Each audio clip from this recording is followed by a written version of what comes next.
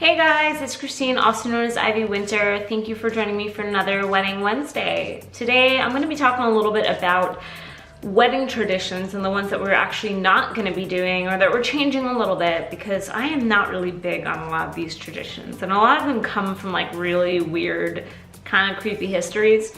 So I'm a big proponent of like, do you. Don't feel like you need to follow a wedding tradition just because it's done, and don't feel like you shouldn't do it just because it's done. If it's something that you really want to do, then do it. But if it's something that doesn't feel right to you, doesn't make sense for you and your partner, then I would say don't do it. Just, change it, get rid of it, whatever it might be. We are changing quite a bit of stuff for our wedding because we want it to reflect us and the things that are interesting to us and that we like, and isn't so much about, what has been done for hundreds of years. So the first thing that we don't want to do is a garter toss, and it comes from a really weird history of like parents checking if the couple has consummated their marriage, which was super important back in the day and not so much nowadays. And it would mean taking the garter, among other things, as proof to the parents that indeed they did have sex after their wedding. So I just think that's really weird. I did buy a garter, and I know you guys probably saw it has a Triforce on it,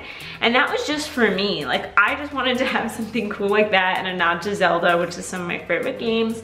But we are not going to be doing a garter toss. I just think it's kind of weird. It stems from like a really weird history. I think it comes off a little sleazy sometimes. That's just me. I've been to a lot of weddings where they do it. I think the last one I was probably a kid, so I feel like it's starting to become less and less common.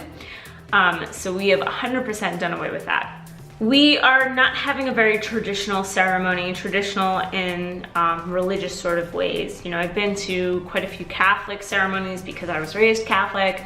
I've been to a few Jewish ceremonies. I have a lot of Jewish friends. They are very specific in how, the wedding party walks down the aisle and specific unity things that they do in the ceremony. We're not doing any of that stuff. Peter and I are self-proclaimed atheists. We do not believe in any sort of religion or God or anything, so we're not doing that kind of tradition. So we are leaving out a lot of the things like lighting a unity candle, which is a big Christian thing, or doing any sort of readings, especially biblical ones, but just in general. We didn't feel like readings made sense for us, so we're not going to be doing any at all. The ceremony is going to be really about us and our relationship, and that's about it. Like, there's no other outside influence on this union, so we're not going to really include that in any way. It's going to be very secular. To that point, we can choose how people are going to walk down the aisle, because like in a typical Catholic wedding, you have the bridesmaids and the groomsmen paired up together. They walk down with each other. The moms go down, the dad takes the daughter down, all of that. In a Jewish wedding, I believe it is I might get this wrong, I think it's bridesmaids first, then groomsmen, or it might be the other way around, but they're not paired up. The parents go together with the groom and with the bride. So the groom's parents walk him down the aisle instead of him being already at the end, and then the bride walks down with both parents instead of just her father. These are typical things of those two faiths. I'm sure that there's other ones for plenty of others that I don't know because I haven't really been exposed to or experienced them. Because we don't have anything like dictating how we need to do it, we're kind of figuring it out on our own, which is kind of cool, but also a little stressful because we're not really sure what we want to do and who's walking down the aisle yet and all of that. But it does give you sort of a leeway to do it the way that you want. So that will not be traditional in this sort of way. So most of our ceremonies super not traditional. No traditional music. I am walking down the aisle to Princess Leia's theme. Our whole party is walking into a strings version of Safe and Sound. We are going to be leaving to You're My Best Friend by Queen. Like, nothing is going to be the traditional music. Anything. The ceremony is going to be very, very different from any sort of traditional wedding ceremony. we will not be doing a sappy father-daughter dance. I don't have that kind of relationship with my father. That's not to say that we aren't close, we don't love each other, but it's never been that weird sappy, oh, I'm daddy's little girl sort of thing. And so all of those songs and stuff didn't make sense to me. So what made sense to me was my father loved dancing the hustle with my mother. They met in a disco in the 70s. I mean, it couldn't be more perfect, so I thought, why not pick a disco song that we both like and dance the hustle together? I feel like doing a faster paced fun dance is something that would better reflect the two of us as a father-daughter duo than just doing the really sappy slow dance that like doesn't really suit us. Another tradition that I'm throwing out the window, I will not be wearing a veil. I don't really like the idea that, again, it goes back to this tradition of like hiding the face from demons. Yes, that was a thing. Also hiding your face from your future husband who may not have met you yet, and so you don't want to let them know that they might be marrying an ugly woman, so you hide it until after they're married. Like, it's kind of absurd.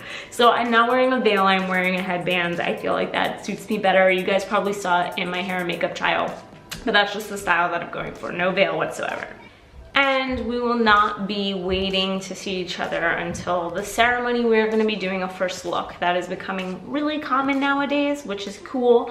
Personally, I know that seeing him ahead of time will help calm some of my nerves. I'll feel less nervous. I'm already gonna be nervous about being in front of like 140 people. Like, that's just not my jam. So if I can see him and be less nervous and take that part of it out, you know, being worried about seeing him or nervous about seeing him, that's great. If I can have 30 minutes that's just us before the wedding, I think that's fantastic. That gives us some time alone.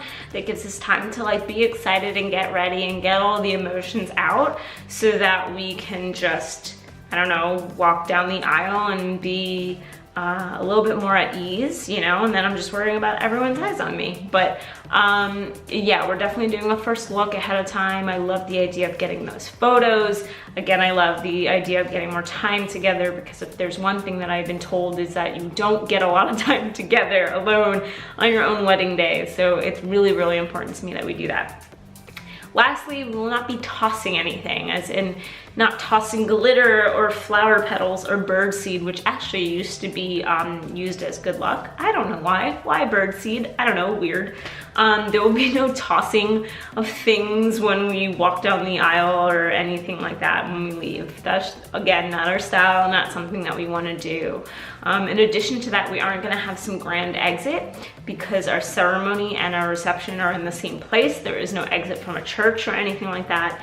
And to have a grand exit from our reception would be weird because we're doing an after party with pretty much everybody. So feel like here's this big grand exit and then, oh, hey, what's up? Like, you know, 20 minutes later. So that didn't make sense for us either. So we are not doing that at all. I've actually never been to a wedding with a big grand exit, but I've been noticing in my research and my planning and being on forums and stuff, that's actually pretty common. I've never witnessed it myself, so it never felt like something that we needed to have, and it makes even less sense given how our day is gonna go.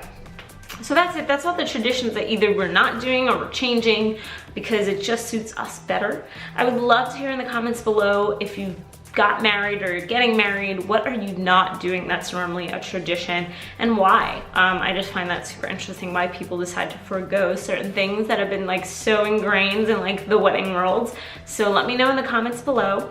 If you like this video, then like it. If you like me, then you should subscribe because I put out videos every week. Thank you for joining me for another Wedding Wednesday. I hope to see you guys next week or for more of my Disney videos, whatever it might be. Thank you for spending time with me. Bye.